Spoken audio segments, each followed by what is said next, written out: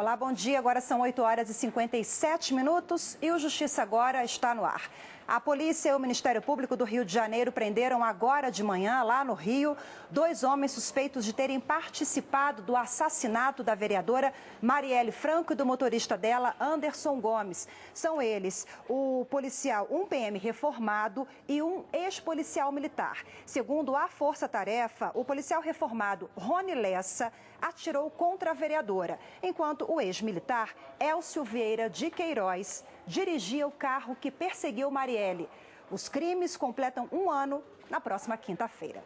Vamos mudar de assunto agora, porque o Supremo Tribunal Federal irá decidir se a tramitação direta de inquérito policial entre Ministério Público e Polícia Civil é constitucional.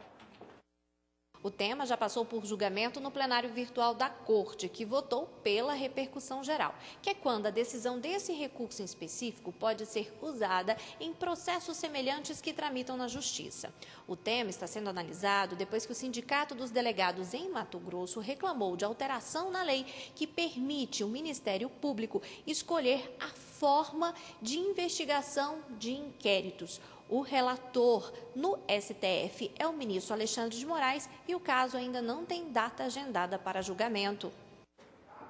E o Superior Tribunal de Justiça fixou prazo de 10 anos para pedir devolução por cobrança indevida de serviços de telefonia. Quase todo mundo já passou por uma situação em que a operadora de telefonia cobrou por um serviço que não pediu. Quase todas as operadoras que eu já trabalhei tiveram esse problema. Eles enrolam muito, as ligações são longas, você tenta resolver de uma maneira amigável e não consegue. Já tive muito problema com isso. Você nem contratou e às vezes você paga por algo que não recebeu. Enfim, é algo muito confuso. Isso acontece sempre. Sobretudo seguros que eles nos empurram se a gente ter pedido. Eu sempre reclamo, a minha linha pós-paga. Eu tenho essa linha há quase 30 anos. A mesma linha. Mas o tempo de prescrição para ajuizar a ação de repetição de indébito por cobrança indevida no serviço de telefonia ainda não estava pacificado na Justiça. No STJ, havia divergência entre as decisões da primeira e segunda sessão.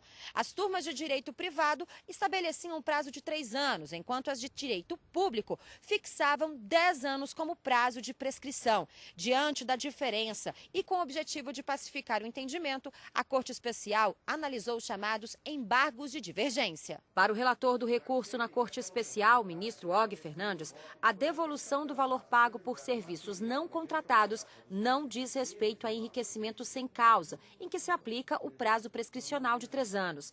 De acordo com o relator, esse tipo de ação requer o enriquecimento de alguém diante do empobrecimento correspondente de outra pessoa.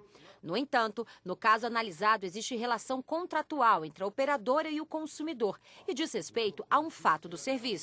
O prazo prescricional previsto no artigo 205 do Código Civil, que prevê ali um prazo de até 10 anos, o consumidor pode eventualmente demandar nesse tipo de ações, fundamentando em quê? Que, na verdade, não deve se aplicar o prazo prescricional, o prazo menor, de 3 anos do artigo 206, que é o prazo que trata das ações de enriquecimento sem causa, porque nesse tipo de ação, que envolve essa cobrança relacionada a essas companhias de telefone, se assemelha às situações de cobrança de esgoto e entre outros. E nesses casos, há ali uma relação contratual, então há um eventual vínculo entre as partes. Esse vínculo, obviamente, pode ser discutido, mas, obviamente, que em razão desse vínculo, a gente não vai para a regra do enriquecimento sem causa, a gente iria para a regra geral do 205. A maioria dos ministros da Corte Especial acompanhou o voto do relator.